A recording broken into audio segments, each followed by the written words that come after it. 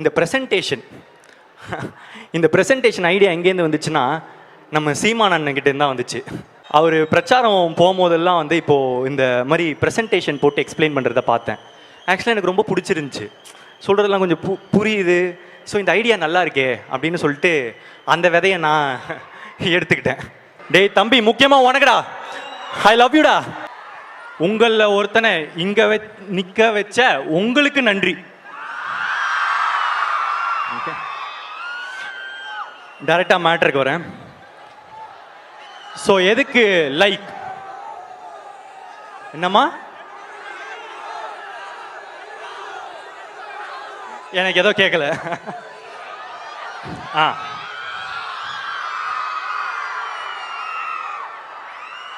சரி. ஸோ ஏன் லைக்? அதுக்கு ஒரு குட்டி ஃப்ளாஷ்பேக் இருக்கு. நான் வந்து உங்களை மாதிரி காலேஜ் படிச்சுட்டு இருக்கும் போது எனக்கு ஒரு எக்ஸ் கேர்ள் ஃப்ரெண்ட் இருந்தா. அவ என்னன்னா பெங்களூர்ல இருந்தா. ஸோ நான் ஒரு நாள் பெங்களூருக்கு போய் நானும் அவளும் படம் பார்த்தோம். என்ன படம்? நானும் ரவுடிதானோட ஃபர்ஸ்ட் டே ஃபர்ஸ்ட் ஷோ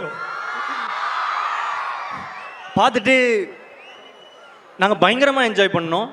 அன்னிலிருந்து என்னோடய காலேஜில் வந்து என்னை யாருன்னா வந்து கேட்டாங்கன்னா உங்களுக்கு பிடிச்ச டைரக்டர் யார் அப்படின்னு கேட்டால் நான் வந்து அதில் விக்னேஷ் சிவன் சார் பேரும் சொல்லுவேன்.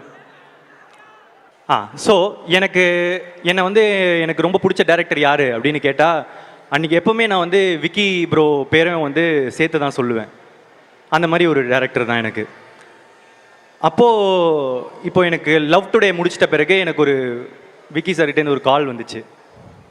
ப்ரோ ஒரு கதை இருக்குது கேட்குறீங்களா அப்படின்னு சொன்னார்.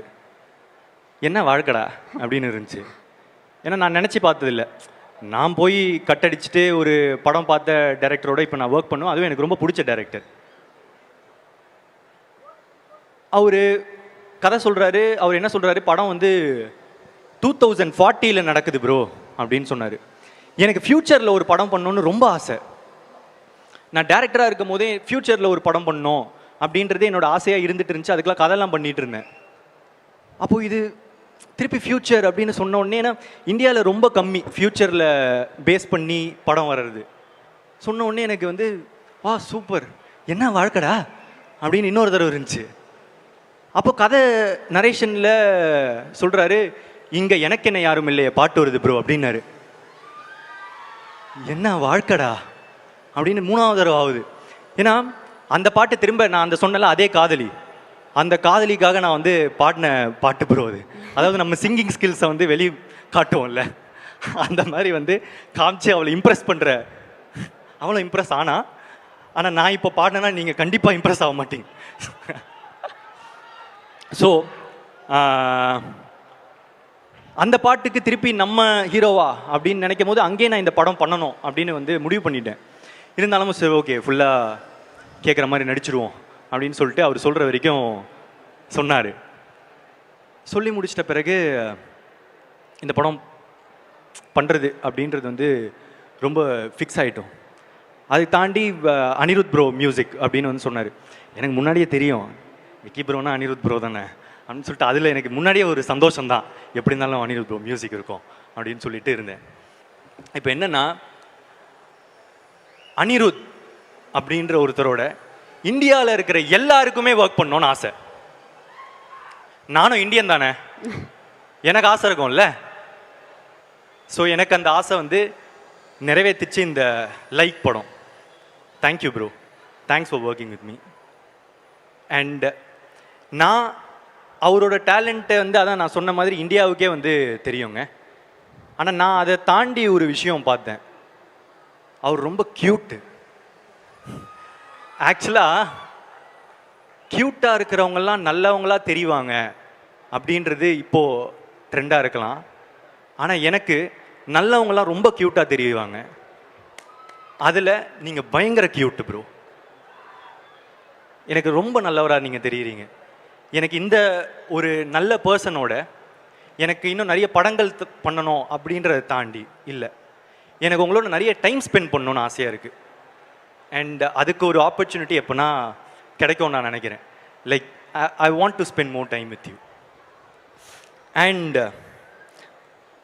அடுத்து பிரதீப் இ ராகவ், என்னோட ஆஸ்தான எடிட்டர். இந்த படத்தில் வந்து ஒரு புது நிறைய வித்தைகளெல்லாம் வந்து இறக்கியிருக்காரு. அவரோட எடிட்டிங் இந்த டைம் வந்து ஹி வாஸ் நிறைய ஸ்க்ரீன் பிளேக்கும் ஹெல்ப் பண்ணுற மாதிரி ஹி வாஸ் கிவிங் இன்புட்ஸ். அது வந்து நான் ரொம்ப அழகாக பார்த்தேன். Thank you bro, you are a great pillar. And Ravivarman sir, genius. ஒரே வார்த்தையில் சொல்லணுன்னா, நீங்கள் இப்போது இங்கே இல்லைன்னு நினைக்கிறேன் சார், ஆனால் எங்கே இருந்தாலும் இந்த படம் பண்ணதுக்கு ரொம்ப தேங்க்ஸ் சார். ஏன்னா ஒரு ஃப்யூச்சர் ஃபில்ம் அப்படின்றது வந்து ஒரு டிஓபி உங்களை மாதிரி நீங்கள் இல்லாமல் இது பாசிபிளாக இருந்திருக்காது சார். அண்ட் உங்கள் கூட ஒர்க் பண்ணிட்ட பிறகு என்னோடய எக்ஸ்பெக்டேஷன் லெவல் வந்து எங்கேயோ போயிடுச்சு. Thank you sir. And Muthuraj sir, again Ravivarman sir மாதிரி ஒரு இன்னொரு லெஜெண்ட். எனக்கு வந்து இந்த படத்தில் ரொம்ப பெரிய பெரிய ஆட்களோட ஒர்க் பண்ணுறதுக்கான ஒரு ஆப்பர்ச்சுனிட்டி கிடச்சிது. அண்ட் ஒரு செட்லாம் வரும். ஆக்சுவலி இந்த படம் பாருங்கள். ஆக்சுவலாக படம் பார்த்துட்ட பிறகு தான் முத்துராஜ் சாரோட டீகோட் செஷன் வந்து வைக்கிற மாதிரி ஒரு படம் இது. Thank you sir. அண்ட் இப்போது நடிகர்களில் எஸ்ஜே சூர்யா சார். இப்போ என்னென்னா ஒரு கொஞ்சம் டைம் எடுக்குங்க, ஒரு பெரிய கதை இது. அங்கே ஆக்சுவலாக ஒருத்தங்க எஸ்ஜே சூர்யா சார் ஃபோட்டோவோட ஒருத்தர் இருக்கார். நிறைய பேருக்கு அவரை பிடிக்கும். அதே மாதிரி தான் நானும் வந்து காலேஜில் வந்து படித்து முடித்த பிறகு ஏடியா சேரணும்னு ஆசைப்பட்டேன். அப்போது எனக்கு அவரை மாதிரியே எஸ்ஜே சூர்யா சாரோட ஸ்க்ரீன் பிளேனா எனக்கு ரொம்ப பிடிக்கும். ஸோ நுங்கம்பாக்கத்தில் ஒரு ஃப்ளாட்டு, அங்கே போயிட்டு என்னோடய ரெஸ்யூம் கொடுத்து சாரை பார்க்கணும் அப்படின்னு சொன்னேன். இல்லை சார், பார்க்குறது கஷ்டம், நீங்கள் ரெஸ்யூம் கொடுத்துட்டீங்களா, நீங்கள் கிளம்பலாம் அப்படின்னு சொன்னாங்க. நான் என்ன பண்ணேன், அப்படியே அந்த ஃப்ளாட் விட்டு வெளியே போயிட்டு ஆப்போசிட்டில் ஒரு படிக்கட்டு இருந்துச்சு, அங்கேயே உட்காந்துட்டேன். ஏன்னா எப்படி இருந்தாலும் சார் இப்படி தானே ஆஃபீஸ் விட்டு வெளியே போகணும், அவரை பார்த்துடலாம்ல. ஏன்னா ரெஸ்யூம் எப்போவுமே போய் சேருமா அப்படின்றது டவுட்டு தான். அதனால் அவரை பார்த்து பேசிடணும் அப்படின்னு சொல்லிட்டு அந்த படிக்கட்டில் உட்காந்துட்டேன். இந்த டைமில் நான் வந்து ஒரே ஒரு ப்ரெசன்டேஷன் போடணுன்னு ஆசைப்பட்றேங்க. ஏன்னா இது ஒரு பெரிய கதைன்றதுனால, நீங்கள்லாம் காலேஜ் ஸ்டூடெண்ட்ஸ் வேறு, ப்ரெசன்டேஷன்லேயே டீல் பண்ணுறேன். ஏன்னா நிறைய கதைகள், கிளைக்கதைகள், கேரக்டர்ஸ் இருக்குது. அந்த ப்ரெசன்டேஷன் போடுறீங்களா?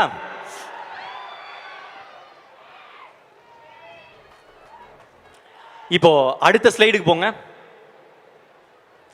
இவரை உங்களுக்கு இப்போ இருக்கிற காலேஜ் பசங்களுக்கு தெரியுது கொஞ்சம் கஷ்டம், ஆனால் நான் ஸ்கூல் படிக்கும் போது இவர் ரொம்ப ஃபேமஸ். ஜோ அப்படின்ற ஒரு கேரக்டர் கனா காணும் காலங்கள் சீரியலில் பண்ணியிருந்தாங்க. எனக்கு இவர் ரொம்ப பிடிக்கும், யூத்தன் பாலாஜி. இவர் வந்து அந்த ஆஃபீஸ்க்கு போகிறாரு. இவர் போன உடனே எச் ஏ சூர்யா சாரும் போய் டைனிங் டேபிளில் உட்காடுறாங்க. அவங்க ரெண்டு பேரும் சாப்பிட்றாங்க. இப்போ அவங்க சாப்பிடும் போது அவங்க டைனிங் டேபிளுக்கு வந்ததுனால அவங்களுக்கு வாசல் தெரியும். இப்போது நான் அதனால் போய் வாசல் பக்கத்தில் நிற்கிறேன். நம்ம முகம் பார்த்து நம்மளை கூப்பிட மாட்டாங்களா அப்படின்னு சொல்லிட்டு அங்கே நிற்கிறேன். அப்போது சாரும் பார்த்தாரு. சாரை பார்த்துட்டு யார் அந்த பையன் அப்படின்னு கேட்டாங்க. சார், அவங்க ஏடியா சேர வந்தாங்களாம், நான் போக சொன்னேன், போக மாட்டேங்கிறாங்க, நான் திரும்ப போய் சொல்கிறேன். இல்லை வர சொல்லுங்க அப்படின்னு சொன்னார். நான் உள்ளே போனேன். உள்ளே போயிட்டு என்னப்பா அப்படின்னு கேட்டேன். இல்லை சார், உங்ககிட்ட ஏடியா சேரணும் சார் அப்படின்னு. அதை ரெஸ்யூம் கொடுத்துட்டிங்களே, கிளம்பலாம் அப்படின்னு சொன்ன உடனே எனக்கு அப்போ ஆக்சுவலாக கார்த்திக் சுப்ராஜ் சார் ஓட ஒரு படம் பண்ணுறாரு, இறைவி அப்படின்னு ஒரு படம் பண்ணிகிட்ருக்காரு. அதில் அவர் இன்டர்வியூஸ்லாம் வந்து கார்த்திக் சுப்ராஜ் சார் பற்றி ரொம்ப நல்லா அபிப்பிராயம் வச்சு பேசுகிறாருன்னு தெரிஞ்சுது. அதே டைமில் தான் கார்த்திக் சுப்ராஜ் சார் என்ன பண்ணுறாரு, அவியல் அப்படின்னு எல்லா ஷார்ட் ஃபிலிம்ஸையும் சேர்த்து ஒரு ஃபீச்சர் ஃபில்மாக வந்து வெளியே விடுறாரு. அதில் ஒன் ஆஃப் த ஷார்ட் ஃபிலிம்ஸாக என்னோட ஃபஸ்ட்டு ஷார்ட் ஃபிலிம் வந்து செலக்ட் ஆகிட்டு இருந்துச்சு. என்னப்பா ஐ லவ் யூ. ஸோ அதில் ஒன் ஆஃப் த ஷார்ட் ஃபிலிம்ஸாக எனக்கு செலக்ட் ஆகிடுச்சு. அப்போ நான் என்ன சொல்கிறேன், சார் என்னோட ஷார்ட் ஃபிலிம் வந்து கார்த்திக் சுப்ராஜ் சாரோட அவியலில் வந்து தேட்டருக்கு எடுத்து செலக்ட் பண்ணியிருக்காங்க சார் அப்படின்னு சொன்னோடனே, டேரக்டரா நீங்கள் வாங்க உட்காருங்க அப்படின்னாரு. ஐயோ நம்ம ஷார்ட் ஃபிலிம் டேரக்டர் இவர் ஏதாவது தப்பாக புரிஞ்சுக்கிட்டாரா அப்படின்னு நினச்சேன். இப்போல்லாம் பழகிட்ட பிறகு தான் தெரியும் அவருக்கு ஒரு ஷார்ட் ஃபிலிம் டேரக்டர் ரொம்ப மரியாதை தான் கொடுத்து பேசுவாங்க. டேரக்டர்னாலே அவருக்கு ரொம்ப ரெஸ்பெக்ட். ஸோ கூப்பிட்டு உட்கார வச்சார். உட்கார வச்சு எனக்கு கேள்விகள் கேட்க ஆரம்பித்தார். உனக்கு என்னப்பா தெரியும் அப்படின்னு கேட்டார். நம்ம எல்லாம் தெரிஞ்ச மாதிரி நடிப்போமே, இருந்தாலும் அவர் கேட்க ஆரம்பித்தார். தமிழ் டைப்பிங் தெரியுமா அப்படின்னு கேட்டார். இல்லை சார் தெரியாது சார். புக்ஸ் படிப்பீங்களா? இல்லை சார் தெரியாது சார், படித்ததில்லை. ஃபாரின் ஃபிலிம்ஸ் பார்ப்பீங்களா? பார்ப்பேன் சார். எதாவது படம் சொல்லுங்கள். ஓல்ட் பாய், அது எல்லாரும் பார்த்துருப்பாங்க, அது பழைய படம். இப்போ வந்த படம் ஏதாவது சொல்லுங்கள். ஸ்லீப்லெஸ் நைட் சார், அது கமல் சார் இப்போ ரீமேக் பண்ணிட்டு இருக்காரு, அதனால் நீங்கள் பார்த்துருப்பீங்க. வேறு ஏதாவது படம் சொல்லுங்கள். இதுக்கு மேலே இவர்கிட்ட போய் சொல்ல முடியாதுன்னு தெரிஞ்சிருச்சு. உண்மையாக தான் சொல்லி ஆகணும், சரண்டர் ஆகணும். அதனால் இல்லை இல்லை சார் அவ்வளோ பார்க்க மாட்டேன் அப்படின்னு. அப்போது வந்து அவர் சொன்னார், கேமரான்றது எங்கேருந்து வருது? அங்கேருந்து தானே வருது, ஃபாரின்லேருந்து தானே வருது. நீங்கள் என்ன இப்போ போட்டுட்ருக்கீங்க? வேஷ்டியாக கட்டிகிட்டு இருக்கீங்க. விக்கி சார் வேஷ்டி கட்டிகிட்டு இருக்காரு, நான் அன்றைக்கி ஜீன்ஸ் போட்டுட்டு போயிருந்தேன். ஸோ நீங்கள் என்ன போட்டுட்டு இருந்தீங்க? வேஸ்ட் ஆகிட்டு இருக்கீங்க. நீங்கள் வந்து ஜீன்ஸ் தானே போடுறீங்க, அதானே காமனாக யூஸ் பண்ண. அது எங்கேருந்து வருது? அங்கேருந்து தானே வருது. அப்போது அங்கேருந்து கற்றுக்கிறதுல என்ன உங்களுக்கு பிரச்சனை? இங்கே பாருங்க அப்படின்னு சொல்லிட்டு, இது அவர் பண்ணியிருக்கவே தேவையில்லை. அவர் ஃபோன் எடுத்து நியூ இங்கிலீஷ் மூவ் அப்படின்னு போடுறதுக்குள்ளே ட்ராப் டவுன் இறங்குது. இங்கே பார்த்தீங்களா, நான் டைப் பண்ணுறதுக்குள்ளே கீழே ட்ராப் டவுன் வருது. அந்த லெவலுக்கு ஈஸியாக போயிடுச்சு உலகம். இந்த டைமில் ஓகே சிடி கேசட்டு இந்த மாதிரி கஷ்டமாக இருந்துச்சுன்னா நீங்கள் பார்க்காததில் ஒரு நியாயம் இருக்குது.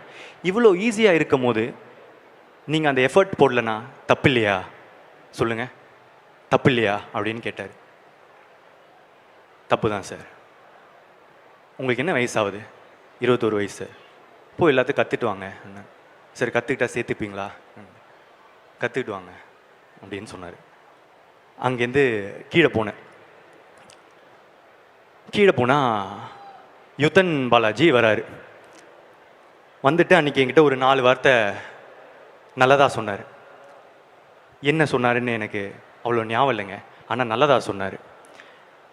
நம்ம எப்பவுமே கொஞ்சம் லோவாக இருக்கும் போது அவங்க என்ன சொல்கிறாங்கன்றது முக்கியம் இல்லை, நல்லதாக சொன்னாங்கனால அதுவே போதும். அவங்க கடைசி வரைக்கும் நம்ம வாழ்க்கையில் நல்லவங்களாக நிற்பாங்க. அந்த மாதிரி எனக்கு அவர் நிற்கிறார். இதுலேருந்து நான் வந்து வீட்டுக்கு போகிறேன். வீட்டுக்கு போனதுலேருந்து அவர் சொன்ன லைன் எக்கோவாக கேட்குது. ஃபாரின் ஃபிலிம்ஸ் பார்ப்பீங்களா? ஃபாரின் ஃபிலிம்ஸ் பார்ப்பீங்களா? ஃபாரின் ஃபிலிம்ஸ் பார்ப்பீங்களா? ஃபாரின் ஃபிலிம்ஸ் பார்ப்பீங்களான்னு. ஸோ அப்போதுலேருந்து 1.5 வருஷத்துக்கு நான் வந்து காலையில் ஆஃபீஸ் போவேன், ஈவினிங் வருவேன். ஈவினிங் வந்துட்டு ஒரு ஃபாரின் படம், எல்லா லாங்குவேஜ், ஜெர்மன், ஃப்ரெஞ்சு, ஈரான், இந்த மாதிரி எல்லா இதுவும் பார்க்க ஆரம்பித்தேன். அப்போ தான் எனக்கு தெரிஞ்சது, ஓகே ஈரானியன் ஃபிலிம்ஸ்னால் வந்து ரியலிஸ்டிக்காக இருக்கும் போல், ஃப்ரெஞ்ச் ஃபிலிம்ஸில் எடிட்டிங் சூப்பராக இருக்கும் போலன்னு என்னோடய பெர்ஸ்பெக்டிவே வைட் ஆகிடுச்சு. நிறைய கற்றுக்கிட்டேன். அந்த 1.5 வருஷம் கழிச்சுட்டு வேல்ஸ் காலேஜ் யூனிவர்சிட்டியில் போயிட்டு, வேல்ஸ் இன்டர்நேஷ்னல் ஃபில்ம் இன்டர்நேஷ்னலில் போயிட்டு ஒரு படம் சைன் பண்ணுறேன். அது வேறு கதை, இன்னொரு நாள் சொல்கிறேன். ஸோ அவங்க போய் சைன் பண்ண அவங்க சொல்கிறாங்க, நீங்கள் ஒரே ஒரு ஹீரோ மட்டும் நம்ம லாக் பண்ணிட்டா இந்த ப்ராஜெக்ட் டேக் ஆஃப் ஆகிடும். இப்போ நான் போகிறேன், நமக்கு சினிமாவில் யாருமே தெரியாது, ஐடி காலேஜ் ஒரு பேக்ரவுண்ட் இல்லை. ஸோ என்ன பண்ணுறது, ஹீரோ எங்கே அப்படின்னு சொல்லி யோசிச்சுட்டு இருக்கும்போது எனக்கு ஒரே ஒருத்தர் சினிமாவில் தெரியும். அவர் என் காலேஜ் சீனியர், நாளைய இயக்குனர்லாம் வந்து பண்ணியிருக்காரு, அதனால் அவருக்கு கொஞ்சம் கான்டாக்ட்ஸ் இருக்குது அப்படின்னு போனேன். அஸ்வத், அவர்கிட்ட போயிட்டான்னா, எனக்கு வந்து எஸ்ஜே சூர்யா சார்கிட்ட கதை சொல்லணுன்னு ஆசையாக இருக்குது, எதாவது வழி இருக்கா அப்படின்னு கேட்டேன். மச்சான் இருறா அப்படின்னு சொல்லிட்டு போனார். பக்கத்து ரூமுக்கு போனார். போயிட்டு கால் முடிச்சு, என்ன யாருக்கு கால் பண்ணார் தெரியுமா? ஸ்ரீ கார்த்திக். இவங்க வந்து ஒரு கணம் படத்தோட டைரக்டர். இவர்கிட்ட பேசிட்டு வந்து என்கிட்ட வந்து சொன்னாங்க, மச்சான் நான் ஸ்ரீ கார்த்திக்னு எனக்கு ஒரு ஃப்ரெண்ட் இருக்கான், அவன் வந்து ட்ரீம் வாரியர்ஸில் ஒரு படம் பண்ணுறான், அவன் அதே ட்ரீம் வாரியர்ஸ் வந்து மான்ஸ்டர்னு ஒரு படம் பண்ணுறாங்க. அந்த மான்ஸ்டரில் ஹீரோ வந்து எஸ்ஜே சூர்யா சார் தான். ஸ்ரீகார்த்திக் என்ன சொல்கிறான், அவனால் உன்னை வந்து அந்த செட்டுக்கு கூப்பிட்டு போக முடியுமா, அதுக்கு மேலே உன்னோடது ராண்டா அப்படின்றான். நான் ஓகே நான் போதும்ண்ணா அப்படின்னு. இப்போ இங்கே என்னென்னா, பசங்க அவங்க ஃப்ரெண்டுக்கு மட்டும் ஹெல்ப் பண்ண மாட்டாங்க, அவங்க ஃப்ரெண்டோட ஃப்ரெண்டோட ஃப்ரெண்டோட ஃப்ரெண்டோட ஃப்ரெண்டோட ஃப்ரெண்டோட ஃப்ரெண்டுக்கும் ஹெல்ப் பண்ணுவாங்க. அவ்வளோதான் பசங்க. அந்த மாதிரி தான் ஸ்ரீகார்த்திக்கு, அந்த மாதிரி தான் அஸ்வத், 2 பேரும் என்னை ஹெல்ப் பண்ணாங்க. என்னை கூப்பிட்டு போய் அந்த செட்டில் நிற்க வச்சாங்க. வெயிட் பண்ணிகிட்டு இருந்தோம். எஸ்ஜே சூர்யா சார் வந்தார். வந்த உடனே நான் போய் பேசினேன். சார் நான் இந்த மாதிரி வேல்ஸில் வந்து சைன் பண்ணியிருக்கேன், உங்ககிட்ட கதை சொல்லணும் சார் அப்படின்னு. சரி இப்போ நான் கேட்டுறேன்னாரு. ஆனால் எனக்கு ஆக்சுவலாக நம்பிக்கை இல்லை. ஸோ அதனால் அங்கேயே வந்து நான் வந்து சார் நான் எனக்கு ஒரு 1 minute டைம் தெரியுங்களா, நான் வந்து 1 லைன் மட்டும் இங்கே சொல்கிறேன். இல்லைப்பா நான் இன்னொரு நாள் கேட்டுடுறேன் அப்படின்னாங்க. ஸோ ரேம்புக்கு வரேன்ப்பா, இங்கே தான் சவுண்டு கொஞ்சம் இதுவாக இருக்குது. Okay yeah. ஸோ வரேன். ஸோ ஸோ நேராக போயிட்டு இருக்கும்போது இந்த மாதிரி தடைகள் வந்தால் கொஞ்சம் கஷ்டமாக இருக்குது. இந்த படத்துக்கும் இந்த மாதிரி தான் நிறைய தடைகள் வந்துச்சு. இருந்தாலும் வந்துடுவோம். ஐயா அவனை யாராவது கொஞ்சம் மியூட் பண்ணுங்க ஐயா. எங்கே விட்டேன்? செட்டுக்கு போனோமா. செட்டுக்கு போயிட்டு சார் சொன்னார்,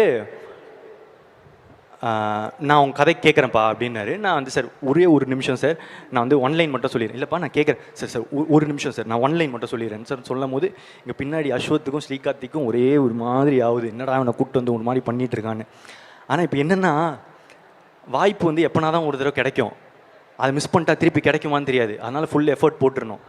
நோ சொன்னால் நோ சொல்லிட்டோம். ஸோ அதனால் சொல்லிட்டு நான் சார் 1 லைன் சார் அப்படின்னு. இங்கே பாருங்கப்பா நான் கண்டிப்பாக கேட்குறேன், இதுதான் என் நம்பரு எடுத்துக்கோங்க அப்படின்னு சொன்னார். சரி ஓகே நம்பர் தந்துட்டாரு அப்படின்னு சொல்லிட்டு நான் வந்து ஒரு வீக்லி ஒரு ரிமைண்டர் போட ஆரம்பித்தேன். ஒரு நாள் வந்து அவர் சொன்ன மாதிரியே எனக்கு வந்து பிரதீப் சார், பிரதீப்னு சொல்ல மாட்டார், சார் தான், sir are you free today அப்படின்னு சொன்னார். அன்னைக்குன்னு பார்த்து த்ரோட்டு போயிடுச்சு, ஃபுல் கோல்டு. ஸோ எனக்கு பயங்கர கோல்டு, எனக்கு பேசவே முடியல. இப்போ நான் இந்த வாய்ஸில் போய் அவருக்கு வந்து நரேஷன் கொடுத்தா கண்டிப்பாக ஓகே ஆகாதுன்னு எனக்கு தெரியும். ஆனால் அதே டைமில் இந்த வாய்ப்பை தட்டி விட்டுட்டா திரும்ப கிடைக்குமானோ எனக்கு தெரியலை. ஸோ என்ன பண்ணுறேன், அவருக்கு கால் பண்ணி, சார் எனக்கு ஆக்சுவலாக வாய்ஸ் கொஞ்சம் இப்படி ஆயிடுச்சு சார், நான் கொஞ்சம் சார் நம்ம இன்னொரு நாள் மீட் பண்ணலாமா சார் அப்படின்னு சொல்லி கேட்குறேன். ஏன்னா அப்படியே லைவ் ப்ரூஃப் தரேன் நான், அப்போ தான் நம்புவார். இல்லைனா பொய் சொல்கிறேன்னு கூட நினச்சிக்கலாம்ல. ஸோ அவரும் வந்து இல்லைப்பா நான் வந்து உனக்கு நான் இன்னொரு நாள் நான் கண்டிப்பாக கேட்குறேன் அப்படின்னு சொன்னார். இன்னொரு நாள் நடக்குது. அவர் சொன்ன மாதிரியே வந்து are you feeling better today அப்படின்னு சொல்லிட்டு 1 வீக் கழித்து, என் கேர்ள் ஃப்ரெண்ட் கூட அப்போ அப்படி கேட்டதில்லை, அவர் கேட்டார். கேட்டுட்டு சார் ஓகே சார் நான் வந்துடுறேன் அப்படின்னு சொல்லிட்டு பார்க்கயார்ட் ஹோட்டலுக்கு கூப்பிட்டாரு. அந்த அப்போ தான் நான் வந்து ஃபஸ்ட் டைம் ஒரு 5 ஸ்டார் ஹோட்டலுக்குள்ளே போகிறேன். அந்த கிரெடிட்ஸ் வந்து ஃபுல்லாக எஸ்ஜே சூர்யா சாருக்கு தான். பா பயங்கரமாக இருக்குல்ல அப்படின்னு சொல்லிட்டு பார்க்கயார்ட் ஹோட்டலுக்குள்ளே போயிட்டு இந்த ரெஸ்டாரண்ட்டில் கதை சொல்லுன்னு சொன்னாங்க. அவர் மிகப்பெரிய தப்பு பண்ணுறாருன்னு எனக்கு தெரிஞ்சிருச்சு. ஏன்னா நான் கொஞ்சம் லவுடாக நரேட் பண்ணுவேன். நான் வந்து ஆரம்பிச்சு சார் ஓப்பன் பண்ணா அப்படின்னு சொல்லி ஓப்பன் பண்ண இந்த ரெஸ்டாரண்ட்காரங்கெல்லாம் வந்துட்டு சார் கொஞ்சம் கம்மியாக பேசுங்க அப்படின்னா எஸ்ஜே சூர்யா சாரே கொஞ்சம் கூச்சப்பட வச்சுட்டேன். சார் கொஞ்சம் சார் ப்ளீஸ் சார் என்ன சார் ஓகே சார் கம்மியாக பேசுகிறேன் சார் அதுக்கப்புறம் என்ன நடந்துச்சுனா சார் அப்படின்னா சொல்லிவிட்டு அப்படியே அந்த கதை போயிட்டு அந்த கதை முடித்த உடனே சார் சொன்னார், ஒரு 4 பாயிண்ட்டு தேவை இந்த படத்துக்கு, அது கொஞ்சம் கம்மியாக இருக்குன்னு, நல்லா இருக்குது, ஒரு 4 பாயிண்ட் தேவை அப்படின்னு சொன்னார். சொல்லிவிட்டு நீங்கள் நல்லா நரேட் பண்ணுறீங்க, ஆக்சுவலாக நீங்கள் நல்லா நடிக்கிறீங்க, நான் கவனித்தேன் அப்படின்னு சொன்னார். உங்களுக்கு ஒரு பிரைட் ஃப்யூச்சர் இருக்குது அப்படின்னு சொல்லிட்டு போனார். இப்போ நான் அன்றைக்கி ஃபேஸ் பண்ணது ரிஜெக்ஷன் தான். ஆனால் எனக்கு பிடிச்ச ஒருத்தர் என்னை பற்றி என் மேலே நம்பிக்கையாக ஒன்று சொன்னார்ல, நான் நல்லா வந்துடுவேன்னு. அடுத்த 1.5 வருஷத்துக்கு நான் எப்போ லோ ஆனாலும் நான் அதை மட்டும்தான் யோசிப்பேன். எஸ்ஜே சூர்யா சார் எனக்கு பிடிச்சவரே ஒருத்தர் வந்து சொல்லிட்டாரு, நான் நல்லா வந்துடுவேன். இல்லை, நான் கண்டிப்பாக நல்லா வந்துடுவேன், நான் கண்டிப்பாக நல்லா வந்துடுவேன் அப்படின்னு சொல்லிட்டு என்னையே நான் ஃபியூவலாக எடுத்துக்கிட்டு மோட்டிவேட் பண்ணிக்க ஆரம்பித்தேன். அவரும் நானும் இப்போ சேர்ந்து ஒரு படம் பண்ணுறோம் அப்படின்னு நினைக்கும் போது என்ன வாழ்க்கடா அப்படின்னு எனக்கு வந்து திரும்ப ஒரு ஃபீலிங். இந்த டைமில் என்னென்னா, இந்த பறவைங்க இருக்குல்ல, இந்த பறவைங்கள்லாம் பறக்கும் போது விதைகளை வந்து அப்படியே தெரியாமல் தூவி விட்டு போயிடுமா. அதனால் ஒரு பெரிய காடே உருவாகும். ஆனால் அந்த பறவைக்கு தெரியாது அதனால தான் அந்த காடு உருவாச்சுன்னு. அந்த மாதிரி நிறைய மனிதர்கள் அவங்களுக்கே தெரியாமல் அவங்க பண்ணுற சின்ன சின்ன விஷயத்தினால மற்ற மனுஷங்க வாழ்க்கையில் பெரிய பெரிய மாற்றங்களை உண்டாக்குறாங்க. அந்த மாதிரி என் வாழ்க்கையில் மாற்றங்களை உண்டாக்குன மனுஷங்க இவங்கெல்லாம் இந்த எஸ்ஜே சூர்யா சார் கதையில் இவங்களும் ஒரு பார்ட். அதில் எஸ்ஜே சூர்யா சாருக்கு ஒரு மிகப்பெரிய பங்களிப்பு இருக்கு. சார் இந்த டைமில் இருப்பாருன்னு நினச்சேன். ஏன்னா அவருக்கே இந்த கதைலாம் கண்டிப்பாக ஞாபகம் இருக்காது. ஒரு நார்மலான பையனை இவ்வளோ ஸ்வீட்டாக அவர் டீல் பண்ணி அன்றைக்கி அமைச்சிருக்கணும்னு தேவையில்லை. ஆனால் அன்றைக்கி அவர் ஸ்வீட்டாக பண்ணதுனால தான் எனக்கு அது ரொம்ப பாசிட்டிவாக இருந்துச்சு. ஸோ அந்த நடிப்பறக்கனுக்கு அவ்வளோ பேஷனேட்டாக ஒரு நடிப்பு ஆக்டிங் தான் சார், இதுதான் சார்னு நான் அவ்வளோ பார்த்தது இல்லைங்க. அதுக்காக அவரோட எல்லா ஆசைகளும் அவருக்கு நிறைவேறணும்னு நான் கடவுளை பிரார்த்திக்கிறேன். அதை தாண்டி இந்த ப்ரெசன்டேஷன் ஐடியா எங்கேருந்து வந்துச்சுன்னா, நம்ம சீமான் அண்ணன்கிட்டேருந்து தான் வந்துச்சு. அவர் பிரச்சாரம் போகும்போதெல்லாம் வந்து இப்போது இந்த மாதிரி ப்ரெசன்டேஷன் போட்டு எக்ஸ்பிளைன் பண்ணுறத பார்த்தேன். ஆக்சுவலாக எனக்கு ரொம்ப பிடிச்சிருந்துச்சு, சொல்கிறதெல்லாம் கொஞ்சம் புரியுது. ஸோ இந்த ஐடியா நல்லா இருக்கே அப்படின்னு சொல்லிட்டு அந்த விதையை நான் எடுத்துக்கிட்டேன். இந்த மாதிரி அவர்கிட்ட நிறைய சீமான் அண்ணன்கிட்ட நிறைய நல்ல குவாலிட்டிஸ் இருக்குது. நான் போய் சாப்பிட போனேன்னா அவரே சமைச்சு எடுத்துகிட்டு வருவார். எடுத்துகிட்டு வந்து, தம்பிக்கு இதை வச்சியா, தம்பிக்கு அதை வச்சியா, தம்பி சாப்பிட்டாரா, இதை சாப்பிட்டாரா அப்படின்னு சொல்லிட்டு கேட்பார். மற்றவங்களை நல்லா பார்த்துக்கிறது. அதுக்கப்புறம் அவர் அறிவை வந்து ரொம்ப ஷோ ஆஃப் பண்ண மாட்டார். அதாவது அவருக்கு இருக்கிற அறிவு வந்து ரொம்ப அதிகம். ஆனால் எனக்கு வந்து அவருக்கு தெரிஞ்ச அளவுக்கு அவ்வளோ விஷயங்கள் எனக்கு தெரியாது. அதெல்லாம் கொண்டு வந்து என்கிட்ட பேச மாட்டார்.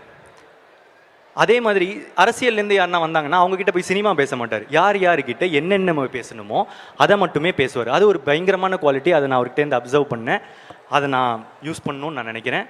இந்த மாதிரி சார் ஆக்சுவலாக அவரும் நான் பார்த்த ஒன் க்யூட். கிருத்தி ஷெட்டி வந்து ஒரு லாங்குவேஜ் பேசுகிறது ரொம்ப கஷ்டங்க. மற்ற மொழி இவன் நான் ஹைதராபாத்லாம் போகிறேன், தெலுங்கில் பேசணுன்னா ரொம்ப கஷ்டமாக இருக்குது. அந்த மாதிரி மொழி வந்து இன்னொரு ஸ்டேட்டுக்கு வராங்களோ இல்லை பக்கத்து ஸ்டேட்டு போகிறாங்க, இது அந்த மொழி கற்றுக்கிறதுன்றது அது ஒரு கொஞ்சம் கஷ்டமான ஒரு விஷயம் தான். நமக்கே தெரியும்ல, நம்ம தமிழ்நாட்டில் தானே இருக்கும், நம்ம பார்த்துருக்கோம் நிறைய. ஸோ அந்த மாதிரி ஒரு இடத்துல கிருத்தி ஷெட்டி வந்து ஒரு 2 வருஷம் தான் நினைக்கிறேன், அதுக்குள்ளே ஃப்ளூயண்ட்டாக தமிழ் பேசுகிறாங்க. அதை தாண்டி அந்த படத்துக்கு இப்போது LIKக்கு அவங்களே டப் பண்ணியிருக்காங்க. அது பயங்கர இம்ப்ரெசிவ். ரொம்ப ஹார்ட் ஒர்க் பண்ணால் தானே அது பண்ண முடியும். Very much impressed Krithi Shetty. And Yogi Babu சாரோட என்னோட 3வது கொலாபரேஷன் இது. ஓப்பன் ஃப்ரெண்டு அப்படின்னு ஒரு கேரக்டர் பண்ணியிருக்காரு. அது ஒரு இன்ட்ரெஸ்டிங்கான கேரக்டராக இருக்கும். அவர் வந்த இடம்லாம் எனக்கு பிளாஸ்ட்டு. நீங்களும் என்ஜாய் பண்ணுவீங்கன்னு நினைக்கிறேன். I love you sir. நிறைய பண்ணோம் சார். அண்ட் கௌரி கிஷன், உங்களோட அந்த ஒரு ப்ரெஸ் மீட், அந்த இது நீங்கள் எதிர்த்து நின்ன விஷயம் எனக்கு ரொம்ப பிடிச்சிருந்துச்சி. ஸோ அதுக்கு வாழ்த்துக்கள். அண்ட்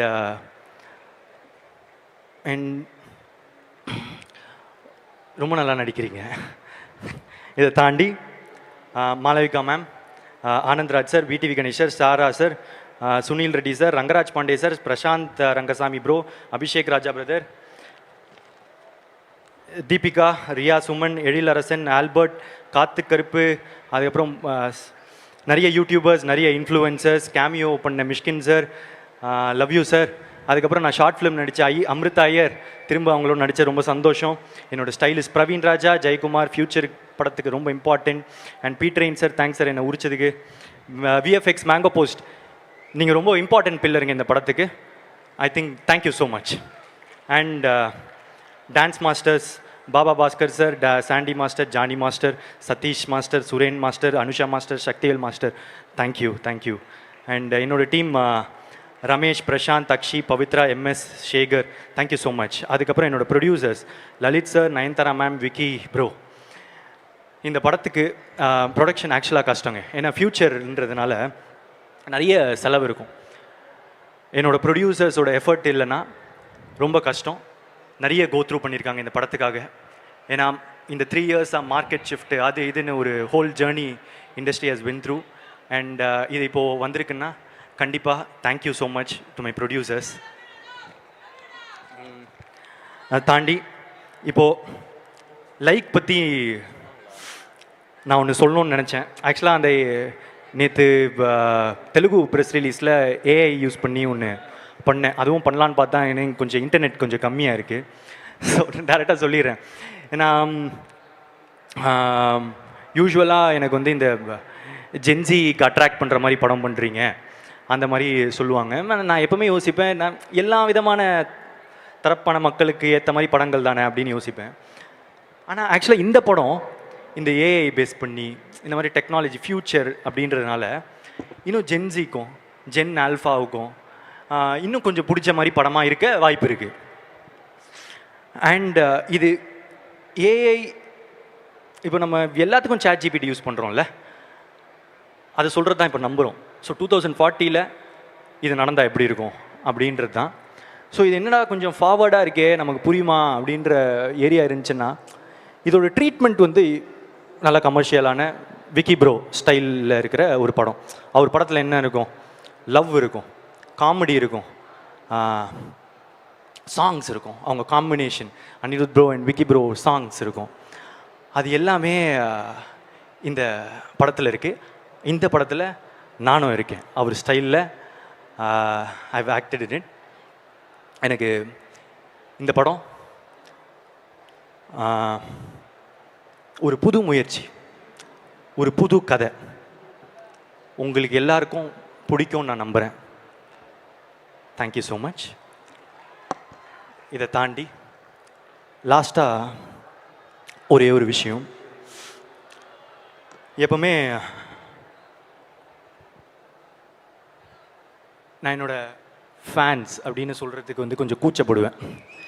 ஏன்னா என்னடா உனக்கு அதுக்குள்ளே ஃபேன்ஸா அப்படின்லாம் வந்து எதாவது சொல்லுவாங்க அப்படின்றதுக்கு. ஆனால் இப்போ நான் போகிற இடம்லாம் அவங்க எனக்காக பண்ணுறதை வந்து காட்டுறதும், அவங்க எனக்காக பண்ணுறதை நான் பார்க்குறதும், அவங்க இன்டர்நெட்டில் எனக்காக சப்போர்ட் பண்ணுறதும், இதெல்லாம் பார்த்துட்டு அவங்க பேரை சொல்ல நான் ஏன் கூச்சப்படணும்னு தோணுச்சு. ஸோ இப்போ சொல்கிறேன், என்னோட ஃபேன்ஸ்,